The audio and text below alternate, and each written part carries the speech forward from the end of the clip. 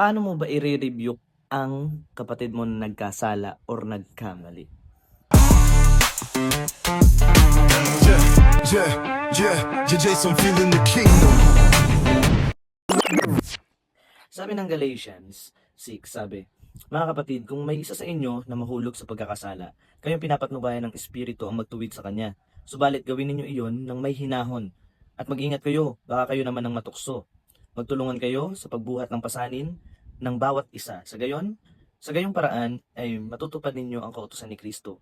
Kung inaakala ninyong kayo'y nakakahigit sa iba, subalit hindi naman, dinadaya ninyo ang inyong sarili. Suriin ng bawat isa ang kanyang gawa. Sa gayon, ang kanyang kagalakan ay nakabatay sa kanyang gawa. Huwag na niyang ihamping pa iyon sa iba or sa gawa ng iba sapagkat ang bawat isa ay dapat magdala ng kanyang sariling dalahin." Naway pagpalain tayo ni Lord sa pagbasa ng kanyang salita.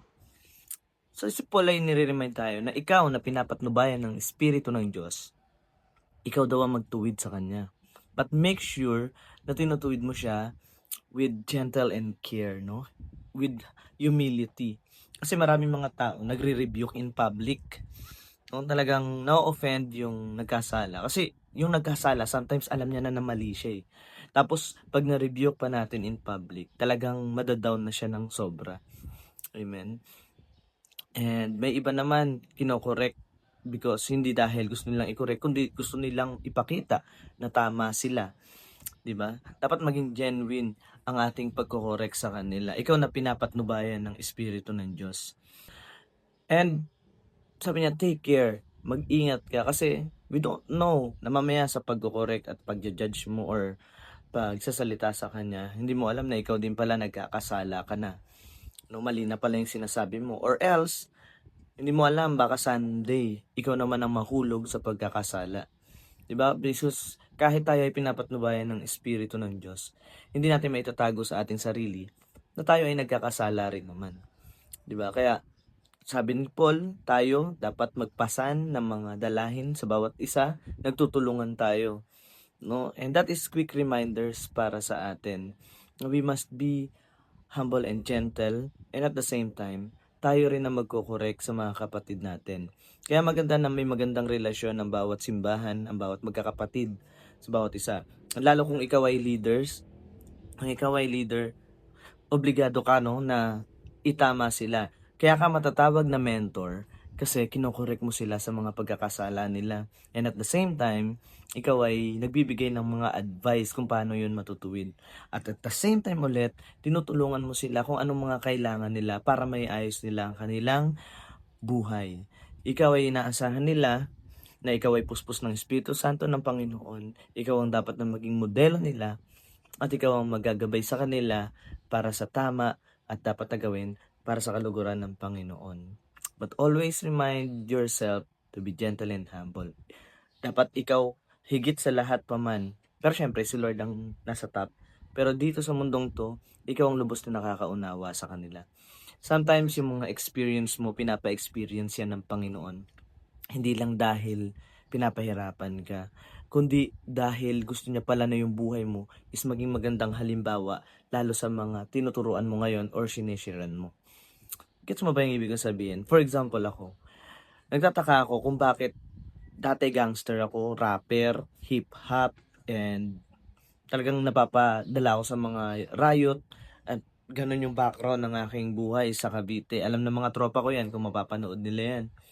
Pero nagulat ako dahil dinala nila ako dito sa Capiz kung saan wala akong tropa, hindi ko maintindihan yung mga sinasabi nila. And I ask God, bakit nangyari itong bagay na to sa akin? Rapper, dapat makakasali na ako sa flip top, di ba? But pagdating ng panahon, I keep on sa buhay na to, patuloy lang. Then nung nakatanggap ako sa Panginoon, I realized no, na pinadaan pala ako ng Panginoon sa mga bagay na yon because dadalhin niya ako sa lugar kung saan mas magiging kagamit-gamit ako. And now, kung titingnan mo yung mga young people namin dito sa simbahan, halos majority puro young people. Yun pala, no? Inihanda ako ng Panginoon para sa ganitong gawain. Pinadaan ako nung kabataan ko sa mga bagay na makamundo at mga bagay na talagang mga ginagawa ng mga typical na kabataan na walang Panginoon at walang ibang iniisip kundi kasiyahan para maintindihan at maunawaan ko yung mga nararamdaman ng mga kabataan ngayon, ng mga young people ngayon. 'Di ba? So, ganoon din sa buhay natin at sa maraming bagay. Kung ano man yung karanasan mo, ginawa yan ng Panginoon para maging instrumento ka para sa mga matuturuan mo ngayon. So keep on going and keep on keeping on ang mga ginagawa mo dahil ang lahat ng yan ay may halaga at may value. But always remind yourself, always be gentle at ikaw bilang pastor, bilang leader, ikaw ang dapat na unang nakakaunawa sa kanila. Iparamdam mo na ang Espiritu ng Diyos ay sumasa iyo at sumasa Kanya rin. At lahat tayo dito ay naiintindihan ng Panginoon.